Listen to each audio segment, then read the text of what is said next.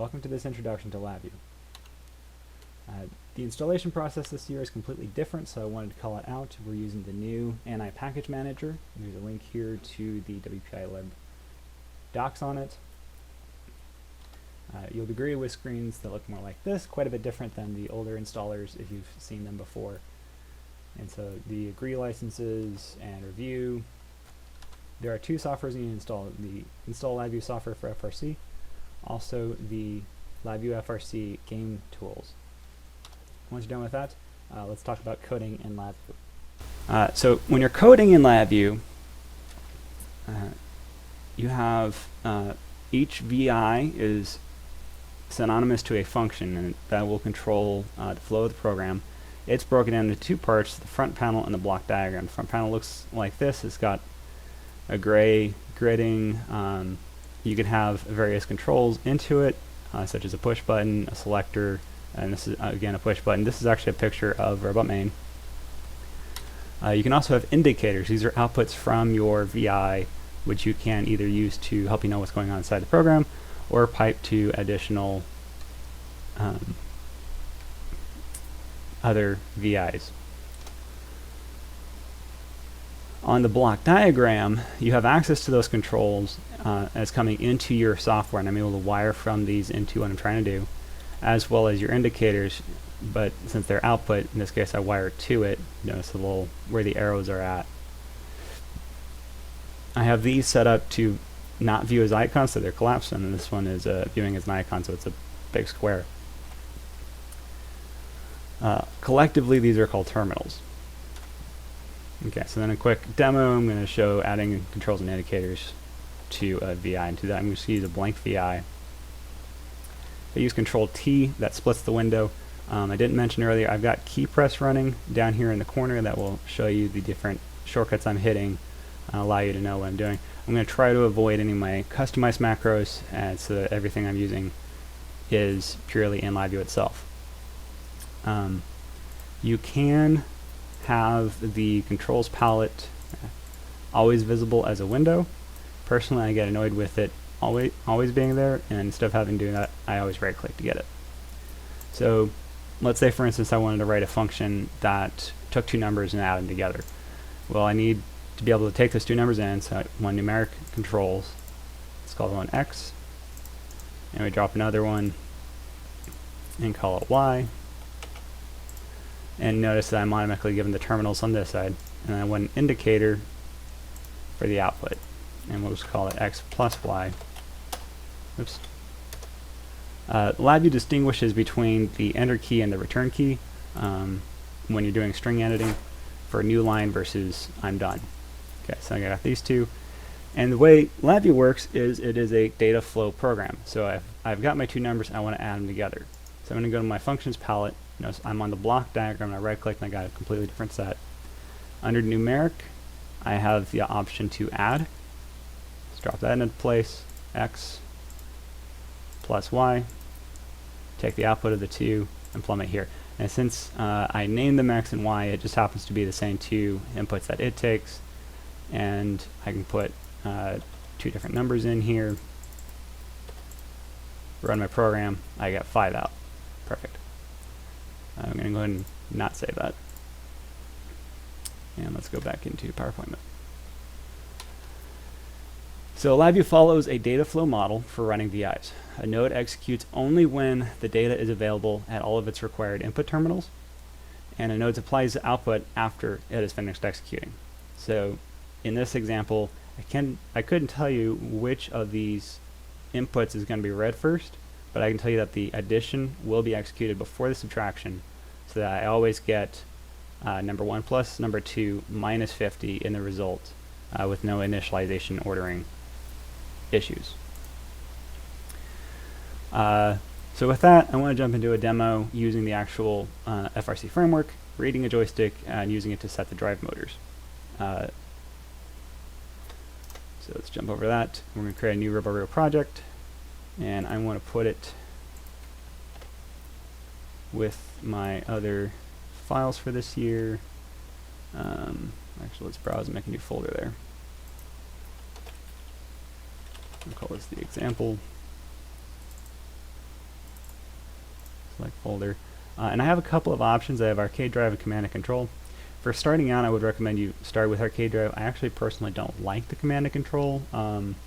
It's taking an idea that I've developed over the last couple of years and taking it to an extent a bit further, but the tooling doesn't work quite well yet. You do need to put in your team number. I'm going to use 3288 as my example. That's the team I'm an alumni of. So I tend to use that as all my test stuff, in part because I know that they're nowhere near here, and so they're not going to actually get confused by my my example stuff. Okay, so then I get opened up. I'm going to close out the driver station, these extra windows real fast. Cool. Minimize that. So you get the Project Explorer. When I installed, I got the RoboRIO imaging tool and the FRC driver station.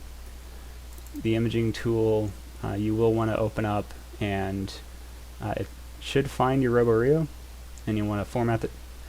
If you're an older team, you'll need to update the firmware. If you're a rookie team, you should be good to skip that, although check, and then just format the target, and then I'll apply this year's RoboRIO 2020 V10 image. If an update comes out, requires an update, you'll have to come back in here, select the updated image, and apply it. So I got those installed I have those installed when I installed the FRC gamepad tools. I also get this template. When I go into the Project Explorer, I see I have robot main. I have a folder for team code, support code you mostly won't touch. There's also a lib. This, according to the README, is just a folder under VA lib add-ons FRC third party. It's a place where you can stick stuff and have them readily accessible to have them included. Kind of handy. Alright, so if I open up robot main, I have enable vision, the image size, and a finish button. We mostly won't need to mess with those at all. I go in here, we have begin, and that follows, this is actually a data wire, or an error wire I should say, that passes on information about whether or not anything worked. Because this while loop has an input from the begin one, begin will always execute first. These are actually references to VIs, so they're not executed here, rather they're executed with the start and stop. This allows the autonomous independent to run completely asynchronous to this primary loop. But the primary flow during teleop is to loop back around and run teleop again. But again, this loop only executes after begin is run. So let's take a look at begin. If I go to the block diagram, default code gives me PWM 0 and 1 with the left motors inverted using Victor XBX motor controllers as the left and right motors. Well, that's interesting. What are they doing with that? I'll also note that I have a joystick 0 and USB 0. Let's go back to robot main and look at IntelliOp. Control E to look at the block diagram. Okay, so I take the left and right motors, and I'm using arcade drive. I'm also taking joystick 0, get values. This is the axes, and the first two elements that I'll tell you on a standard stick joystick like the Attack 3, that's the X and Y. So it's taking the X and Y of an Attack 3, passing them into the arcade drive, VI, along with the motors. There you have it. Your robot should be able to drive as long as you're using PWM 0 and 1 from the get-go. For this example, I'm going to add an additional motor in, and for that I'm going to use an additional joystick as well. So I'm back over and begin, and I'm going to control drag this to duplicate it. I want to rename this one joystick 1, and say that I want to use the joystick that's wired into USB 1. I also want a motor. I'm going to right click, go to WPI Robotics Library, Robot Drive. Nope, that is only drive. I want actuators, motor control. I want to open a motor. Set my motor controller correctly. Say I'm using the Spark, which uses the PWM channel. I've already got 0 and 1 for my drive motor, so I'm going to put this on number 2. And I'm going to use from the motor control palette. Notice this shortcut. If I right click out here, I have access to everything and I have to navigate to it. If I'm on a motor VI, I can right click and go straight to the motor control palette. I'm going to do a ref num set. This allows me to sort of name the motor. this controls a dictionary of information. So the device reference, pass that in, give it my name. I'm going to name it ARM. I should pass the error wire from this to this. Test mode only. Nope, I want this all the time. So my ARM motor is good to go now. So save that. Close out. Let's Control W to close. Close out. I'm going to go into teleapp. Control E. And this reads the joystick value, so I'm going to clone it. And my new joystick was named joystick 1. And then for the motors, go back to WPI Robotics, actuators, motor control. I need to do a ref num get, which allows me to use my name again. These names are case sensitive and space conscious, so you do have to type exactly what you typed before. If you want a quick way on how to avoid that, head over to frclabvtutorials.com and look at the optimizations teleapp setup. And I'll put that link up later.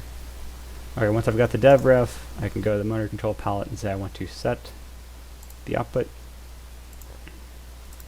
write the device reference across, and I want to go to value, and specifically I want to use one of my joystick values. These axes is an array, so I can use the array index. An array is like a list of values accessible via address. By default, this will give me the 0th, which is the x, which is not what I want. I'm going to create a constant. Oops. Create a constant. So defaults to 0, which is what I would have used anyways. I want axis 1, which is the y-axis on a standard joystick, like an attack 3. And I'll wire that into the output of the motor. Notice I can have it over here just fine, but this whole chain will execute before the set output, so we'll get the updated value. So it's easier to put it over here, where the left to right flow is easier to see.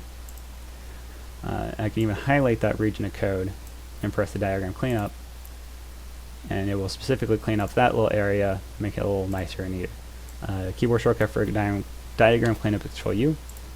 I generally avoid using that against the entire thing because I don't want to really move the stuff that was pre-hand cleaned up. I just want to clean up my own little segment of code. So I can save that, close out, and that will cause my robot to run that motor based on the one joystick. Back into the PowerPoint. Case structures. If you've programmed in another programming language, you're probably familiar with if else, or switch statements. If you haven't, just know that they have two or more subdiagrams or cases. They use an input value to determine which case to execute, and they will execute and display only one case at a time. Although which one they're displaying is not necessarily the one they're going to execute, rather they're going to execute the one that is wired in. They're similar to, and like I said, they're similar to the case statement or if then else in text-based languages. So in this example, I've got some number coming in, and if it is greater than 0, it will execute the true case, which is to take the square root. Otherwise, it would execute the false case, which I actually can't see at this moment. But you'll notice that this has additional inputs and outputs piping through it. You can create multiple input and output terminals. Input tunnels are available to all of the cases if needed, and when I wire an output tunnel, I must provide it for each case. Asterisk on that because there is a way to tell it to use a default if unwired. While loops, on the other hand, allow you to do repetition. Within the while loop, you have the iteration terminal, which tells you how many, allows you to wire out into some code the number of times the loop has executed. It starts with 0 the very first time you execute. The conditional terminal, let the key press move away, is over here, and it can be set to stop if true or continue if true. This allows you to control when the loop will stop running. It is a post-check loop, so it will always execute at least once, then check the condition. If I am on continue if true and I get false in, then I move on to whatever follows after the while loop. If I'm on continue if true and I get true wired into it, I will loop again. So an example using this, this is just a small function that returns a random number between 0 and 1 inclusive. And this is set up so that it will continue looping until either the enable button is pressed or the random number is greater than or equal to 0.9. At that point, this is true, and with the stop if true, it will end the loop, passing the current number of iterations out to an indicator.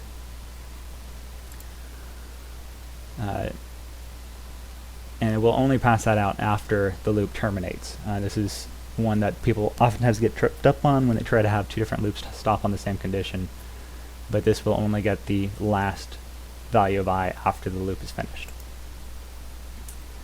When a tunnel passes data into a loop, the loop executes only after data arrives at the tunnel. Also, this will be a copy of the value. This won't update as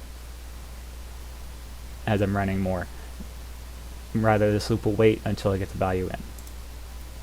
So a quick demo using a while loop. I'm going to create a new VI for this, which I do not want to target to the that didn't exit my I'm going to go to my Project Explorer. I'll just Control-Shift-E. I'm going to say I want a new VI under my computer so it executes locally rather than on the RoboRIO. Control-T to split. Let's set up that same thing. I'm going to create a numeric control, which I'm going to set to 0.9, call this the limit.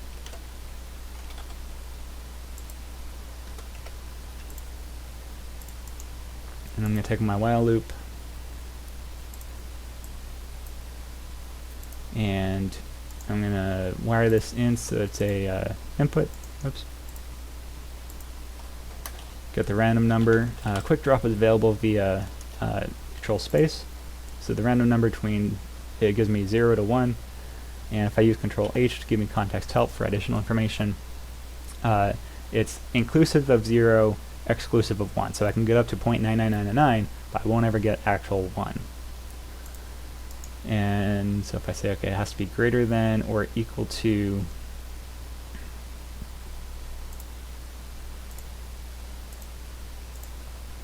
my limit, at that point, stop the loop, pass my iteration out, create indicator, iterations. I'm going to use Control U to clean it all up. And let's run. I got 9 iterations that time, 45, 11. But if I lower this, it's consistently going above that on the first one, except that time it took 5 times to go above it, 3 times. So iterations is only updated once. Let's make this really hard to pass, 0.99999, and run. And I took 5,000. I want to slow this down a little bit. The point I want to make is that the limit is only set once as we come into the loop. So I'm going to make this loop take a 10th millisecond break every time it executes. Run, and let's change this to 1. So even though it will never reach 1, it should be able to exit out of here at roughly 5,000 executions, and it's going. It should be doing about 100 a second. Yep, seems about right. That's going to take a while. So let's go ahead and go back to the PowerPoint and keep going. The for loop is also available. It allows you to execute a code for a set number of times. You pass the number of times you want into this little end block in the top. You still have the number of iterations available, and inside you can put the code that you want to execute. The end block is specifically called count terminal. So we're going to any questions so far? Do a more in-depth look at how the FRC architecture works. So in begin, and I showed this briefly, here's where you would create references for all your joysticks, motors, and sensors. This runs at power up of the RoboRIO. Tally-out VI, or if you're programming in another language, the tally-out function, is primarily used to read the joysticks, and set the drive motors. Come on, advance. And the actuators. This only runs while TeleOp is enabled. And it runs many times, every 20 milliseconds. Autonomous VI is what's going to be run during while autonomous is enabled, or when you're on the field during the autonomous period. And finally, there's another VI that I want to call out called time tasks. This starts running once enabled during both. It starts running after begin. Because of the way the enablement code works, it will seem to only be running while auto or teleop is enabled. Specifically, when the code's not enabled, the motors aren't allowed to be set. You can read your sensors during in-time tasks continually. And just to show you what that looks like, if we go ahead and stop this. So it's still going, 16,000, but I think I got that point across. Don't save. Let's go into robot main. So I've got begin, teleop, time task starts right after begins run. Go in here, and by default it just takes some data and runs these loops, and you can put different code in here in these different loops. I normally get rid of these and write my own. But for an example of what I can do, let's say I want to, actually this code executes at the start of time tasks and periodic tasks, and then never executes again because these loops don't come back. So I'm going to go ahead and just open up some extra things in here. Normally you would do these in begin, but for the sake of shortness, I'm going to open up some stuff in here. I'm going to open a potentiometer, sensors, potentiometer. I want to open, and I've got a potentiometer wired into my analog input 0. I'm going to take that, and using the potentiometer palette, I'm going to get the normalized value, and I'm just going to display the value on my front panel so I can see it while it's running. Okay, so save that. I don't want to run from here because there's nothing to set up the code and get it running. Rather, I want to run from main. Running from main sets up I'm going to not close unsuccessful completion. It temporarily downloads your code into a temporary cache and starts it running interactively. Interactively meaning that my front panels will update and I'll be able to see values.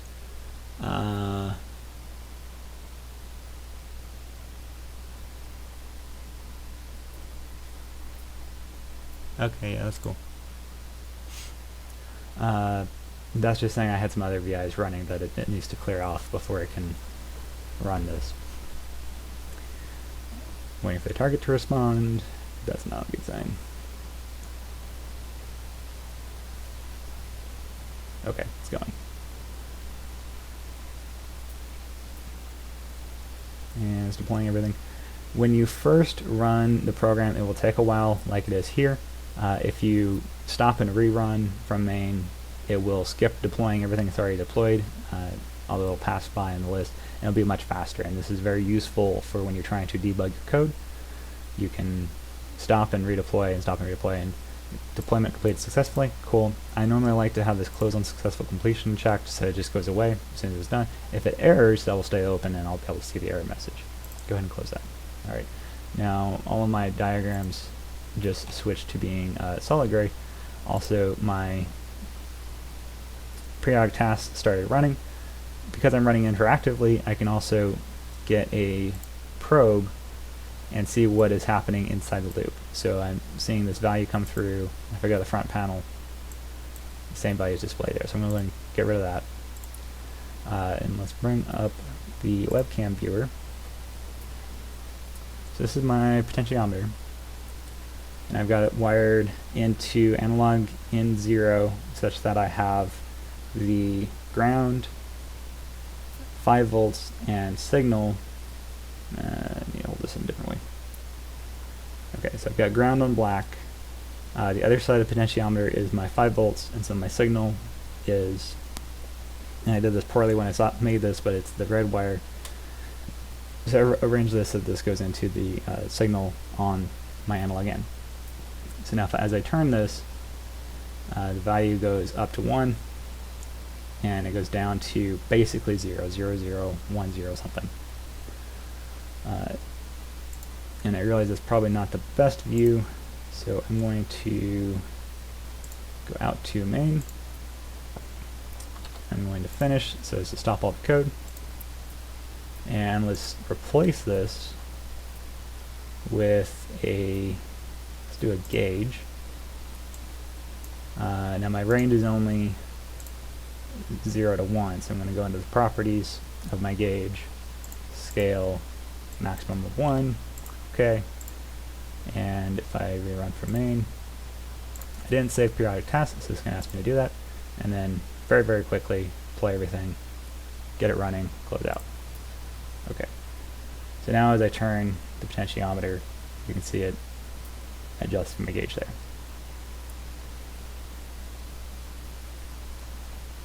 Finish.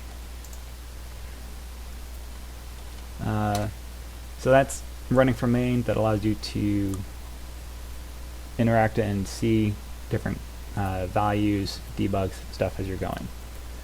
You can also deploy your code. Deploying the robot code puts it on the robot, causing it to take effect at the next reboot.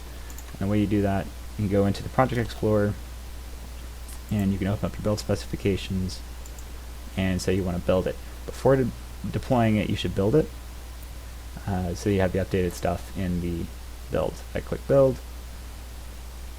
it takes a moment.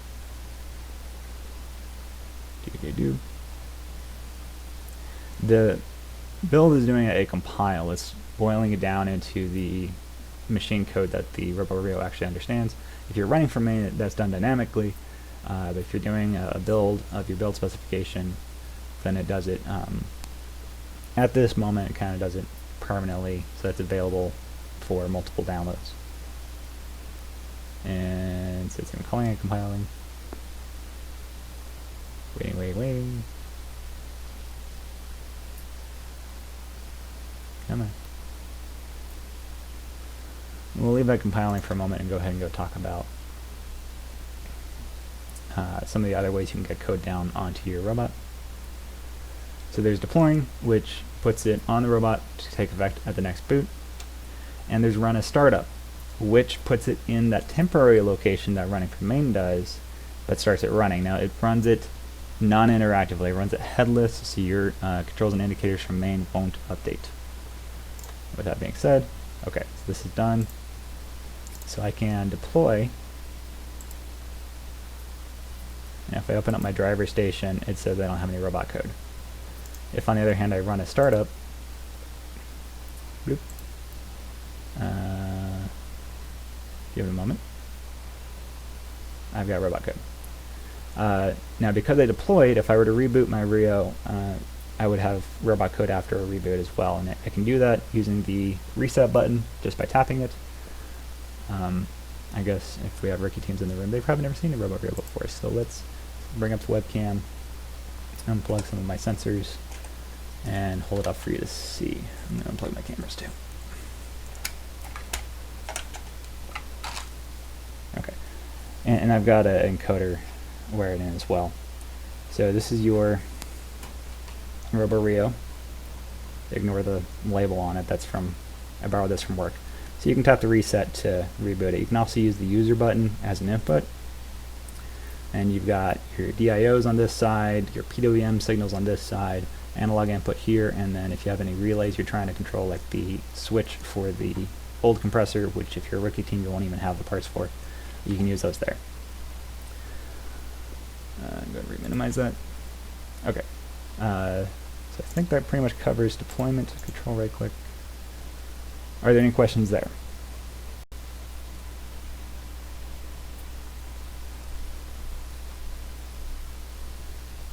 Question regarding camera setup. Okay. I guess this is one of the disadvantages of having the mic not work. Is the question how to have vision or how to do image detection? Because those are different. Multi-camera setup. Okay, multi-camera setup. Interestingly, this as of last year, the dashboard automatically supports that. So I'm going to go ahead and plug my camera's back into my RoboRIO actually.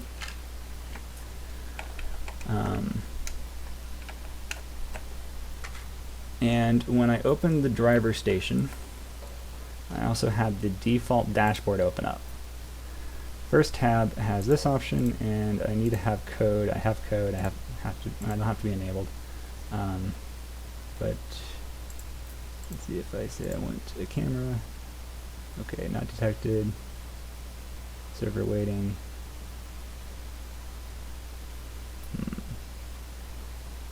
This should just work. This worked earlier. So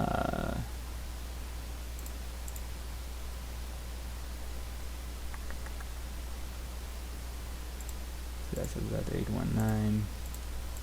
So this one 825. So you can actually just have the two cameras right away. Interestingly, these aren't working when we run from main. And because my last thing was not running from main, it's going to take a little more time and recompile everything directly. Image delays in dashboard. Can you clarify on that? Like, what's the lag time, or what do you mean?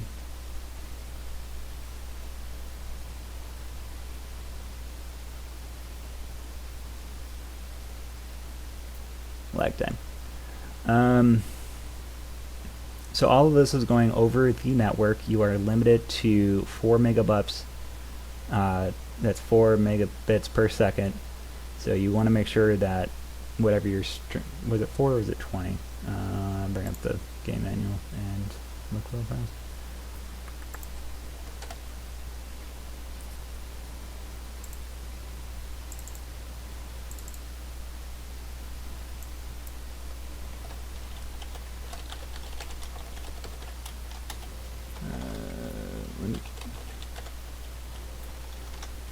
Okay, I know it was near the ports. 4 megabits per second. So that's the limit of how much data you can be transferring. In essence, it's pretty close to as short as you're going to get. You are talking about transferring an image into bytes, then transferring it across a wireless network up to 30 feet through the FMS back to you. But the lag shouldn't be very noticeable. You might have dropped frames here and there. Waiting for target to respond. That's not good. It is plugged in. I'm going to cancel, trigger reset. Reset's the other. I mentioned the reset earlier. So just use the reset to drop my communication off real fast. So lag time should be negligible while you're driving the robot around. Line of sight is better, but if you have a camera to help you see into certain areas, that there are oftentimes the lag. There won't be enough lag to diminish it, although you are looking now at a 2D picture from the perspective of the robot, and if you're not practiced doing that, it can be a little tricky. Target's been lost. Great. This is fun. And if you're wondering if this is LabVIEW or if this is team getting 1 to 1.5 second delay. If you're getting a full second delay, I would question, are you using just the default stuff? You've got a camera plugged in and where it's straight up through. Also, is this FMS/wired, or is this using something else? Because basically nothing in the side of there's a very direct stream from the camera to the RIO through the radio to you. Unless, I guess, if your resolution and frame rate were so high it's not able to keep up, and so you quickly build up to at least a second of gap time.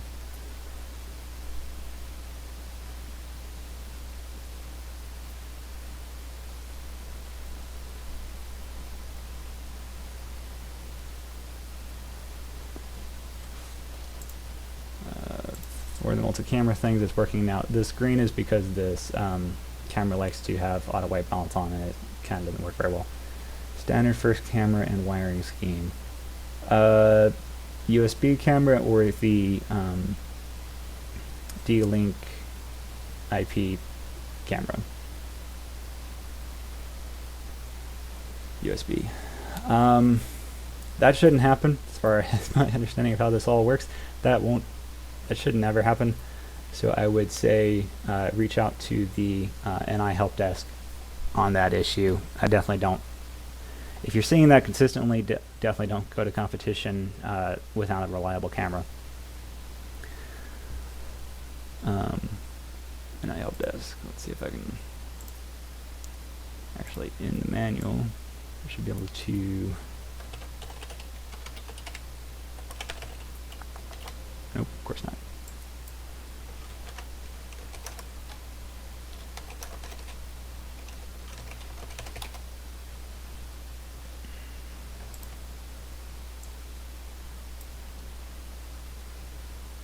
Software, LabVIEW team resources, example programs. There's also training and badging available. Support options. Give us a call, 1-866 back. 1-866-511-6258, Monday through Friday, 1 through 7 Central Standard Time. If you're saying a full second of delay, that's a little ridiculous. Give them a call. I have some buddies that work over in that department, and they'll be able to more directly help diagnose why it's taking that long and how to resolve it. And as you can see here, I've got the two cameras running, and I can move them to show you that it is actually two different cameras. So it's nifty that they've built in the two camera support already.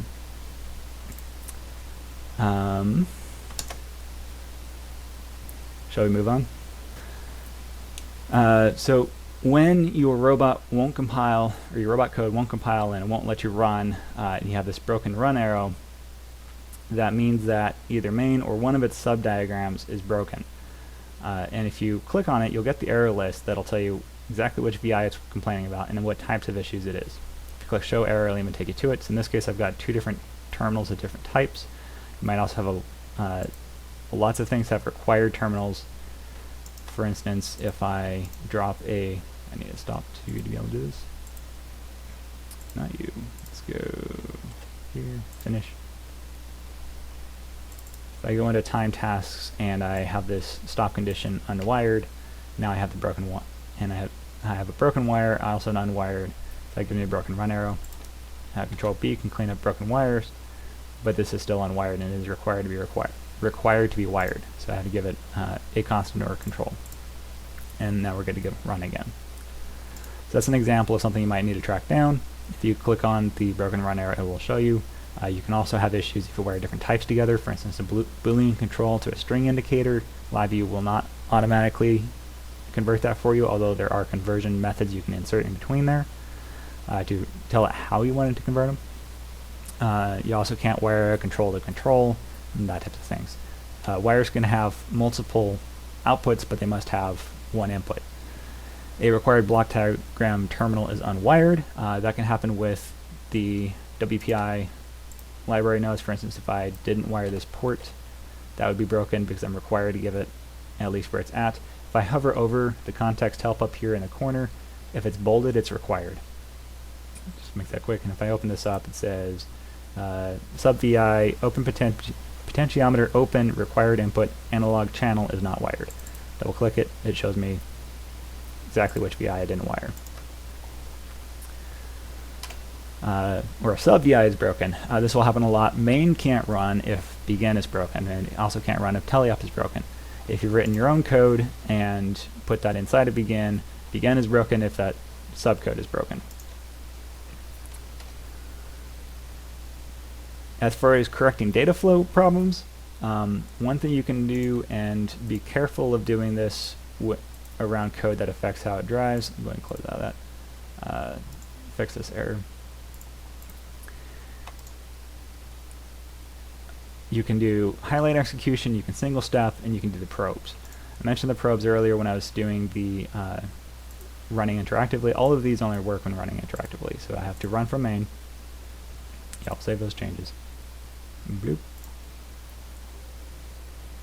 Alright, So if I click on a wire while I'm running, I get a probe that tells me what that value is every time it executes. If I click out here, by the time I clicked, this has already run past and it's not executing again, so I get a not executed. But if I finish and rerun, when that first evaluates, I get a run, and so I can see that, okay, it's got some stuff. It's analog channel 0, not inverted, and I can see the information on that wire. Now it only ran that one time, versus this one's constantly updated. So that's probes for you. Also, in the event of, and be careful of doing this because it completely slows down the code. So you only want to do this when it's not going to create unsafe situations. For instance, if your arm is trying to move and you need to debug what speed you're setting it at, unplug your arm while you do this. But you can turn on highlight execution. And so now as it's going, you'll see this little bead going across each loop, and then it highlights, especially for like a numeric or something, what the value is as it went across. So this drastically slows down the execution and is something that you don't want to do in an event where the robot needs to be able to understand when to stop, but this highlight execution is making it take 10 times as long to get to the code to determine when to stop. But it can be useful for debugging particular helper functions, especially. I'm going to turn that off, and then we're back to running at normal speeds. And lastly, you can do single steps and breakpoints. If I pause this, so I was going to run this while loop next, I can say I want to go ahead and step to the next iteration. That while loop, I'm going to step into this one. Yep, went back to that one. Okay, there we go. So right now I want to do that. I say, okay, step over that. I think I didn't want to step over. Okay, yeah, I did. So this step down into, and I can see what's happening on inside here. Don't really want that. Go ahead and step out. Whole frame, yep, cool. Back out to here. Obviously, way slower, and then I can unpause it by clicking that. And then it's running at normal speeds again. Again, definitely only do when the robot is not physically moving and causing any danger to anyone, but something you can do to track down what's going on.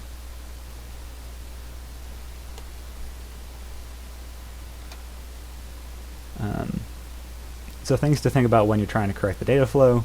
Are there any unwired or hidden sub-VIs? For instance, some VIs have the default that if you don't wire it may not be the behavior you want, or in the case that you intended to use the default, is the default actually what you want? Does the VI pass undefined data? Again, that's mostly referencing defaults. You don't really see the concept of undefined in LabVIEW, although you might see not a number. Are numeric representations correct? Mostly won't have to worry about this, especially if you just use the double, but if you use like an unsigned 8 and you were going to try to put 3000 in it, that's not going to fit in unsigned 8. Unsigned 8 only holds up to 255. And LabVIEW really tries to help you out with this,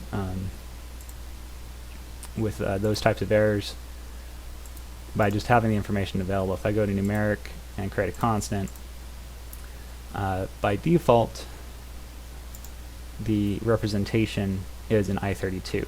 If I make it an unsigned 8, my context help over this knows that it's an unsigned 8, tells me it will go 0 to 255, and that's it. So context help is very useful. It helps you keep track of different values as well. For the most part, don't be switching around your data types. Just use the defaults and you'll be fine.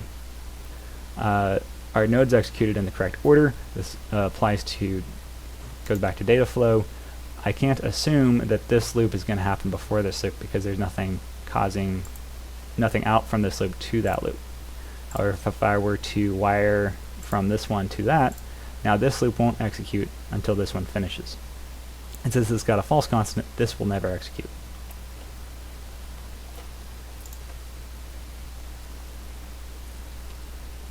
And our nodes execute in the correct order. We just talked about that. Terminal and LabVIEW data types. Notice this is all color coded. So the double, which is also what this other number is, and that number, are all orange. So the orange control, orange wire. This outputs doubles as well. Orange, orange, orange, orange, orange, orange. Booleans are green. So true, false value will be on a green wire. And then strings have this kind of squiggly pink line.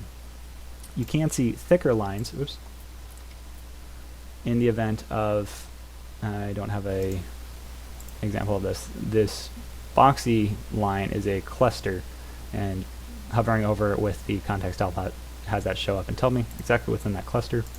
You can also have an array of an element. That's not what I wanted. Let's go to tally up and let's look at the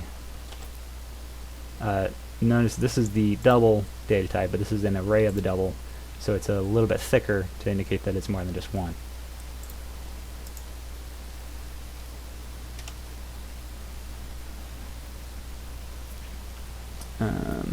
I'm going to take a quick high-level view.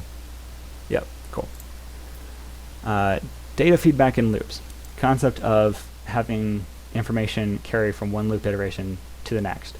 In text-based languages, you have to initialize the variable, outside of the loop, and then inside the loop you can update it and you'll have reference to the same one. Inside the loop, because of the way the tunnels work, a normal tunnel won't update, but if you use a shift register, then the value that's passed in on this side is the value available on the left the next time it's executed. They transfer data from one loop iteration to the next. If I were to do an example doing that, we're going to run another VI on my computer so it runs a little bit faster. For instance, if I were to, let's use a for loop, because you can do this with for loops as well. I'm going to run this for 5 times. And I want to take, let's start with the constant 0, and I wire this in. There we go. I'm going to take that number plus my iteration number. I'm going to pipe that out. For loops have this thing where they automatically create arrays. I don't actually want that, so I'm going to turn it to just give me the last value. I'm going to create an indicator, and so in theory this is going to add the numbers 0 through 5, and it's going to add the last one, 0 through 4. I should say 0 to 5. But if I change this into a shift register, and I want this to be the other side of it. So now I'm taking 0, and that's what I'm storing in the shift register initially, and then I add I to it, which at first is 0, store that to the shift register. Come back around, 0 and 1, store that. 1 and 2, 3, store that. So now I'm adding 0 to 5, and I get 10 up. 0 to 5. 1 and 2 is 3, 3. Yeah, that's right. Okay, and I can go ahead and close out that.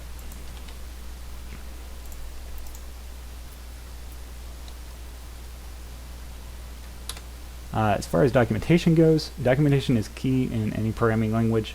You have free labels where you can double click on anywhere in the diagram and just make a comment. You also have, use these to describe your algorithm. They have a pale yellow background, and you can just double click anywhere to create them. Owned labels belong to an item. You should be explaining what the contents of the wire is doing or why you're doing the question mark. They have a transparent background, and you get them by selecting the item, going to visible items label. A quick demo doing this. For instance, I might on an example. I expand this out.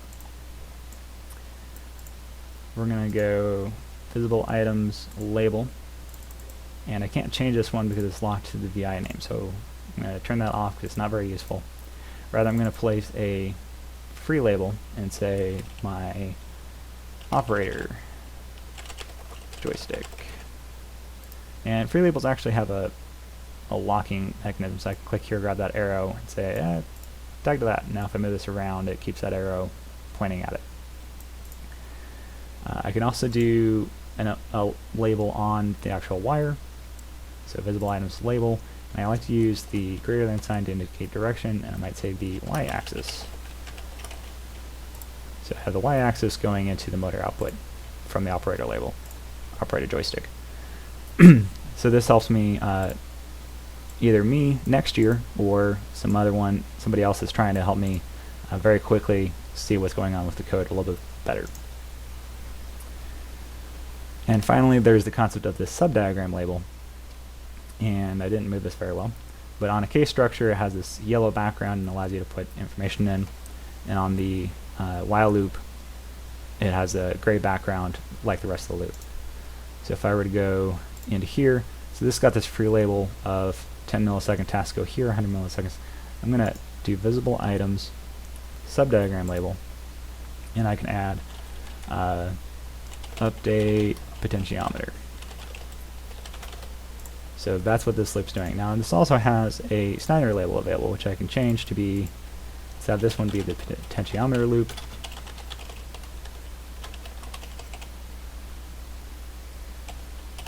Oops.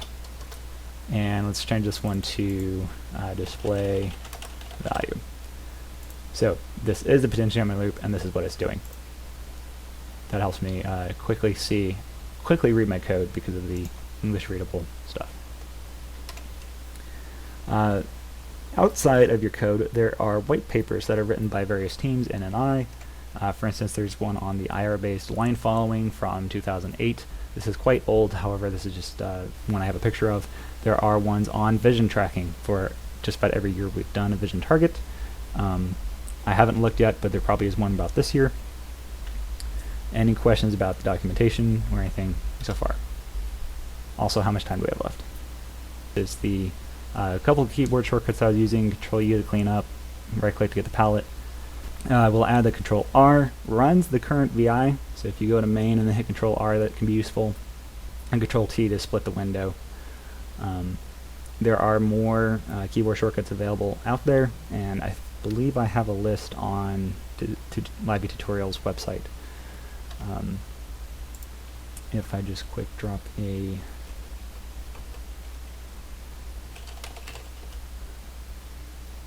document.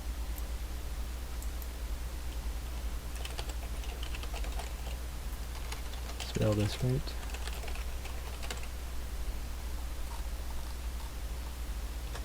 So if you go here, this is not a getting started guide, but I link to the WPI documentation. There are several advanced topics that will make coding the robot easier, including a variety of different sensors and things like that. And with that, let's break before advanced.